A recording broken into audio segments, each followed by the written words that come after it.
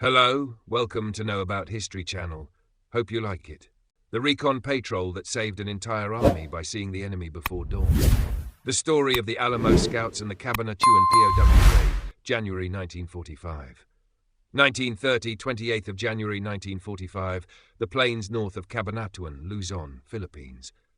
The grass is waist-high and razor-edged, soaked with evening dew.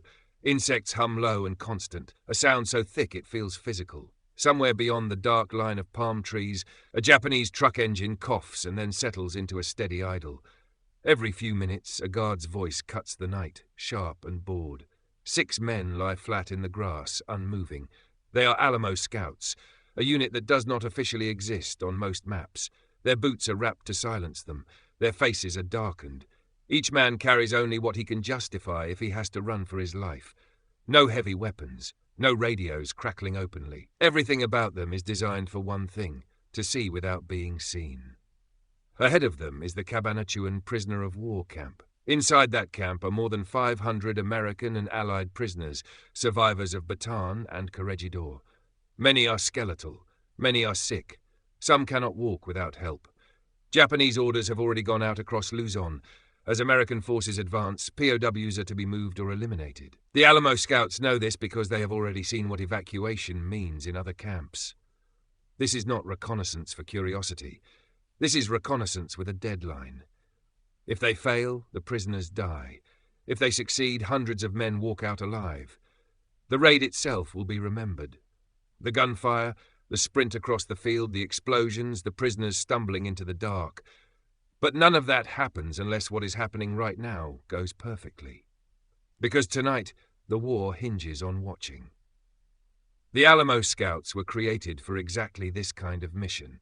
Formed in late 1943 under the 6th Army, they were trained to operate in small teams deep behind enemy lines.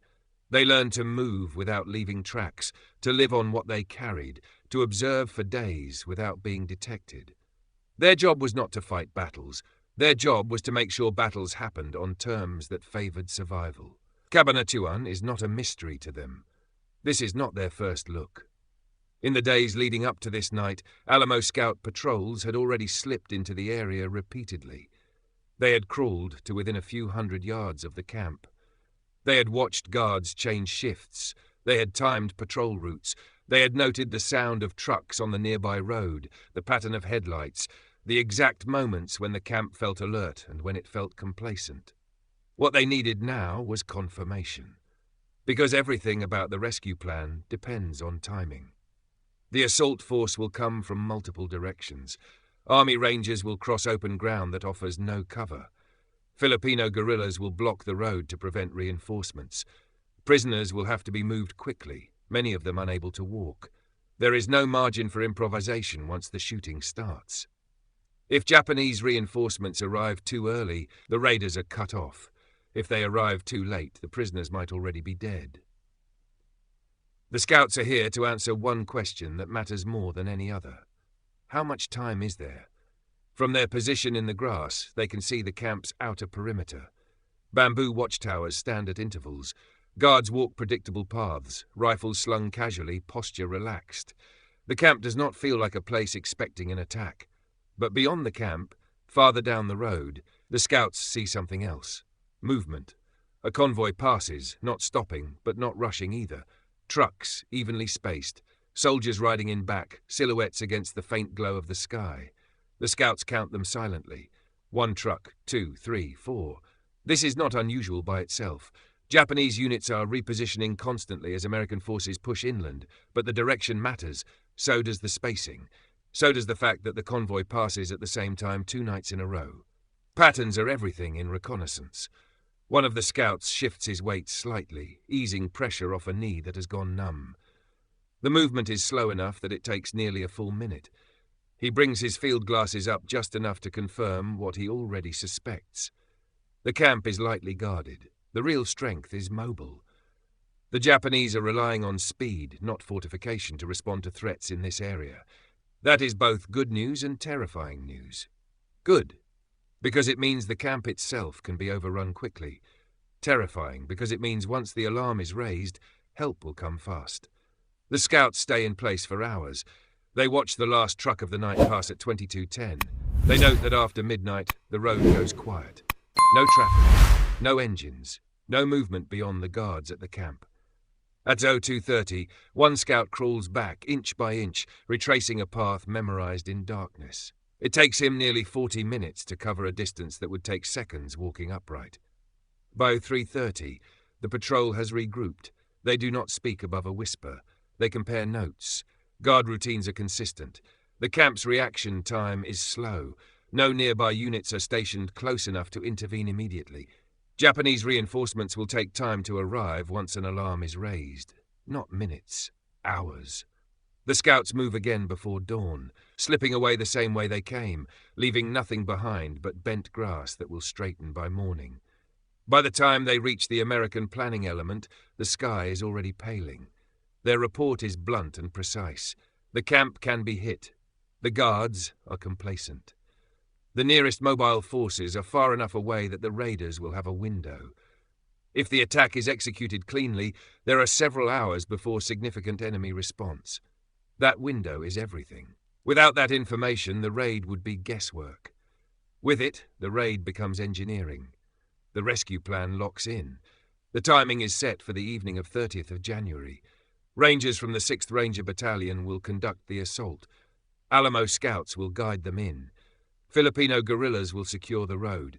Carabao carts will be staged to move prisoners who cannot walk. Every element depends on the scouts' assessment being correct. There will be no artillery preparation, no airstrike.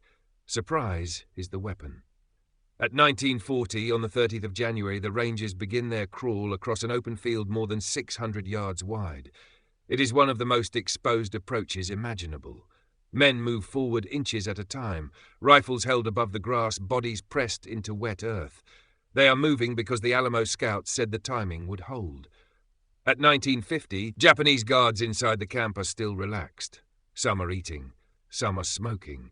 None of them expect what is about to happen. At 1953, a ranger team silently eliminates the guards in the watchtowers. Another team cuts through the perimeter. At 1954, the camp explodes into chaos. Gunfire tears through the night. Explosions rip through guard barracks. Japanese soldiers fall before they understand what is happening. Prisoners stare in disbelief as Americans appear out of the darkness, shouting orders, cutting locks, dragging men to their feet. Inside the camp, the rescue is violent and fast. Outside the camp, the scouts' information is being tested. Filipino guerrillas hit the road exactly where planned. When Japanese vehicles approach, they are ambushed, stalled, destroyed. Trucks burn. Soldiers scatter into the dark. The road becomes impassable. The mobile response the Japanese relied on is delayed, then broken. Inside the camp, Rangers work against time. Prisoners are weak. Some collapse. Some have to be carried. Some cry. Some cannot speak at all. By 2020, the last groups are moving out. By 2100, the main body of rescued prisoners is already miles away, hidden among villages, guided by guerrillas who know every trail.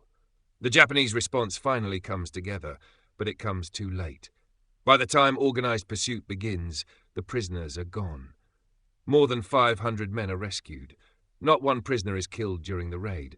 The Japanese garrison is destroyed. The camp ceases to exist as a functioning prison. In the days that follow, Japanese units scour the countryside, furious, confused, late. They find burned trucks, empty fields, silent villages. They do not find the prisoners. The raid becomes legendary. It is studied, it is retold. It becomes a symbol of daring and coordination. But strip away the gunfire and the heroism, and the operation rests on something quieter and more fragile. Men lying in wet grass, counting trucks in the dark. The Alamo scouts did not fire the first shot of the raid. Some never fired a shot at all. Their contribution cannot be measured in enemy casualties or buildings destroyed. It can be measured in time. They bought hours. They bought certainty. They transformed a desperate gamble into a controlled operation by answering the most dangerous question in war: what is happening right now, beyond what we can see? Without their reconnaissance, the Rangers might have hit the camp too early, alerting mobile units before prisoners could be moved. Or too late, walking into an execution site. Or with too much force, killing the very men they were trying to save. Reconnaissance does not win wars by itself. It makes winning possible. At Cabanatuan, the difference between a massacre and a rescue was not firepower. It was knowledge. The Alamo Scouts understood that in modern war, an army is not just men and weapons. It is a system of movement, communication, expectation, and fear. If you can see that system clearly enough, early enough, you can bend it without breaking yourself. They saw the enemy before dawn, and because they did, hundreds of men lived to see another one.